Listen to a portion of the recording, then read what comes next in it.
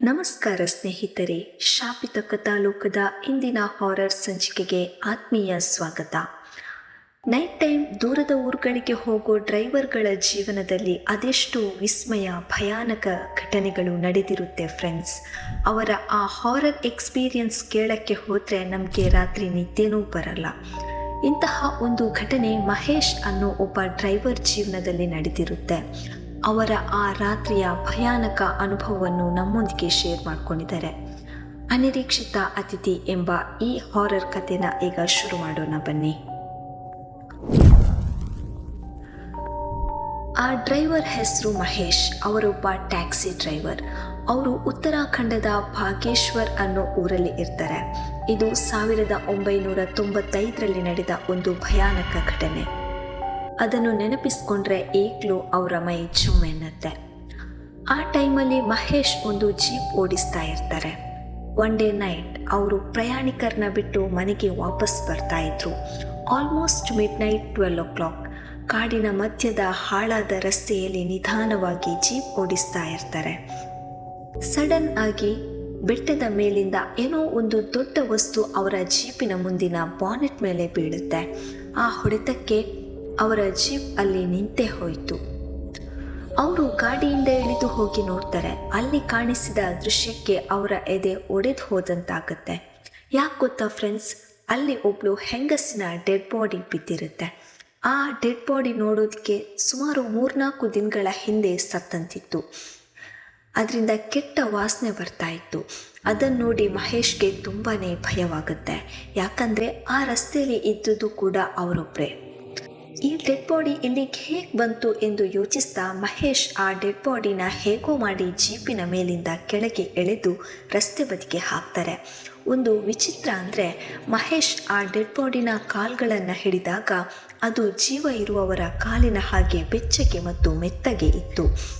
ಇದೆಲ್ಲ ನನ್ನ ಭ್ರಮೆ ಇರಬೇಕು ಎಂದ್ಕೊಂಡು ಬೇಗನೆ ಜೀಪಿನಲ್ಲಿ ಕುಳಿತು ಮಹೇಶ್ ಅಲ್ಲಿಂದ ಹೊರಡ್ತಾರೆ. ಸ್ವಲ್ಪ ಮುಂದೆ ಹೋಗಿ ಮಹೇಶ್ ಕನ್ನಡಿಯಲ್ಲಿ ನೋಡಿದಾಗ ಅವರಿಗೆ ದೊಡ್ಡ ಶಾಕ್ ಕಾದಿತ್ತು. ಆ ಶಾಕ್ ಏನು ಗೊತ್ತಾ ಸ್ನೇಹಿತರೆ, ರಸ್ತೆ ಬದಿಯಲ್ಲಿ ಅವರು ಇಟ್ಟು ಬಂದಿದ್ದ ಆ ಡೆಡ್ ಬಾಡಿ ಈಗ ಎದ್ದು ನಿಂತಿತ್ತು ಮತ್ತು ನೋಡ್ತಿದ್ದಂತೆ ಅದು ಪಕ್ಕದಲ್ಲೇ ಇದ್ದ ಒಂದು ಪ್ರಪಾತಕ್ಕೆ ಹಾರಿತು. ಅವರ ಎದೆ ಬಡಿತ ಈಗ ಜೋರಾಯಿತು. ಅವರು ಜೀಪನ್ನು ಸ್ಪೀಡಾಗಿ ಓಡಿಸೋಕೆ ಶುರು ಮಾಡ್ತಾರೆ. ಸ್ವಲ್ಪ ದೂರ ಹೋದ ಮೇಲೆ ಒಂದು ಟರ್ನಲ್ಲಿ ರಸ್ತೆಯ ಮಧ್ಯದಲ್ಲೇ ಅದೇ ಡೆಡ್ ಬಾಡಿ ನಿಂತಿತ್ತು. ಅದು ಒಂದು ಹೆಂಗಸಿನ ಡೆಡ್ ಬಾಡಿ. ಅವಳು ನಿಧಾನವಾಗಿ ಅವರ ಕಡೆಗೆ ಓಡಿ ಬರೋಕ್ಕೆ ಶುರು ಮಾಡ್ತಾಳೆ. ಮಹೇಶ್ ಭಯದಿಂದ ಜೀಪನ್ನು ರಿವರ್ಸ್ ತೆಗೆದುಕೊಳ್ತಾರೆ.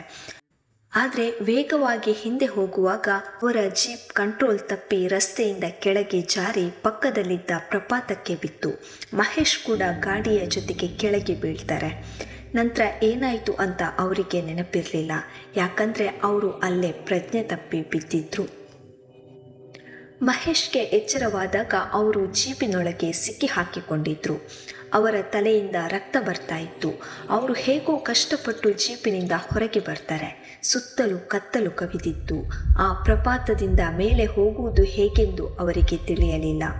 ಆಗ ಅವರಿಗೆ ಒಂದು ಹಳೆಯ ಕಾಲು ದಾರಿ ಕಾಣಿಸುತ್ತೆ. ಮಹೇಶ್ ಆ ದಾರಿಯಲ್ಲಿ ನಡೆಯೋಕೆ ಶುರು ಮಾಡ್ತಾರೆ. ಅವರ ಹಿಂದಿನಿಂದ ಯಾರೋ ನಡೆದು ಬರುವ ಶಬ್ದ ಕೇಳಿಸಿತು. ಅದು ಅದೇ ಡೆಡ್ ಬಾಡಿ ಇರಬೇಕು ಎಂದು ಅವರಿಗೆ ಖಾತ್ರಿಯಾಯಿತು. ಅವರು ಧೈರ್ಯ ಮಾಡಿ ಹಿಂದಿರುಗಿ ನೋಡಲಿಲ್ಲ, ಬದಲಿಗೆ ಓಡೋಕೆ ಶುರು ಮಾಡ್ತಾರೆ.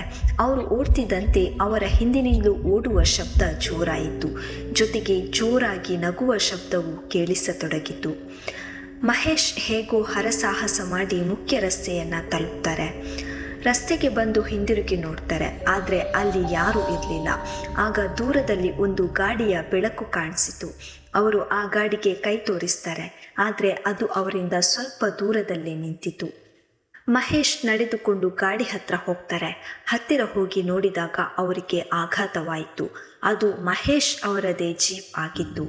ಅದರ ಡ್ರೈವಿಂಗ್ ಸೀಟ್ನಲ್ಲಿ ಮಹೇಶ್ ಅವರೇ ಕುಳಿತಿದ್ರು. ಅವರ ತಲೆಯಿಂದ ರಕ್ತ ಸುರಿತಿತ್ತು ಮತ್ತು ಸೀಟಿನಲ್ಲಿ ಕುಳಿತಿದ್ದ ಆ ಮನುಷ್ಯ ಇವರನ್ನು ನೋಡಿ ನಗ್ತಾ ಇದ್ದ. ಆದರೆ ಅವನು ನಿಜವಾಗಿ ಮಹೇಶ್ನನ್ನು ನೋಡ್ತಾ ಇರಲಿಲ್ಲ. ಅವರ ಹಿಂದಿದ್ದ ಏನನ್ನೂ ನೋಡಿ ನಗ್ತಾ ಇದ್ದ. ಮಹೇಶ್ ಹೆದರುತ್ತಲೇ ಹಿಂದೆ ತಿರುಗ್ತಾರೆ. ಅವರ ಎದುರಿಗೆ ಅದೇ ಡೆಡ್ ಬಾಡಿ ನಿಂತಿತ್ತು. ಇದ್ದಕ್ಕಿದ್ದಂತೆ ಅದು ಕಣ್ಣು ತೆರೆಯಿತು. ಮಹೇಶ್ ಜೋರಾಗಿ ಕಿರುಚಿಕೊಂಡು ಕೆಳಗೆ ಬಿದ್ದು ಬಿಡ್ತಾರೆ ಮತ್ತು ಅದೇ ಕ್ಷಣ ಅವರಿಗೆ ನಿಜವಾಗಿಯೂ ಎಚ್ಚರವಾಯಿತು. ಆಗ ಮಹೇಶ್ ನೋಡಿದರೆ ಅವರು ಪ್ರಪಾತದಲ್ಲಿ ಪಲ್ಟಿಯಾಗಿದ್ದ ಅವರ ಜೀಪಿನೊಳಗೆ ಇನ್ನೂ ಸಿಕ್ಕಿ ಹಾಕಿಕೊಂಡಿದ್ರು. ಅಂದರೆ ಅವರು ನೋಡಿದ್ದೆಲ್ಲವೂ ಒಂದು ಕೆಟ್ಟ ಕನಸು. ಆದರೆ ಆಗ ಮಹೇಶ್ಗೆ ಪೆಟ್ರೋಲ್ ವಾಸನೆ ಬರಲು ಶುರುವಾಯಿತು. ಅವರ ಜೀಪಿನ ಟ್ಯಾಂಕ್ ಒಡೆದು ಪೆಟ್ರೋಲ್ ಸೋರ್ತಾ ಇತ್ತು. ಹೇಗೋ ಕಷ್ಟಪಟ್ಟು ಜೀಪಿನಿಂದ ಹೊರಗೆ ಬರ್ತಾರೆ. ಆಗ ಅವರು ನೋಡಿದ ದೃಶ್ಯ ಇನ್ನೂ ಭಯಾನಕವಾಗಿತ್ತು. ಅವರ ಜೀಪಿನ ಕೆಳಗೆ ನಿಜವಾಗಿಯೂ ಆ ಹೆಂಗಸಿನ ಡೆಡ್ ಬಾಡಿ ಸಿಕ್ಕಿ ಹಾಕಿಕೊಂಡಿತ್ತು. ಅಂದರೆ ಅವರ ಜೀಪ್ ಅವಳ ಡೆಡ್ ಬಾಡಿ ಮೇಲೆಯೇ ಬಿದ್ದಿತ್ತು. ಆಗ ಮಹೇಶ್ ಒಂದು ನಿರ್ಧಾರ ಮಾಡ್ತಾರೆ. ಆ ಡೆಡ್ ಬಾಡಿ ಮತ್ತು ಅವರ ಜೀಪನ್ನು ಒಟ್ಟಿಗೆ ಅಲ್ಲೇ ಸುಟ್ಟು ಬಿಡಬೇಕು ಎಂದ್ಕೊಳ್ತಾರೆ.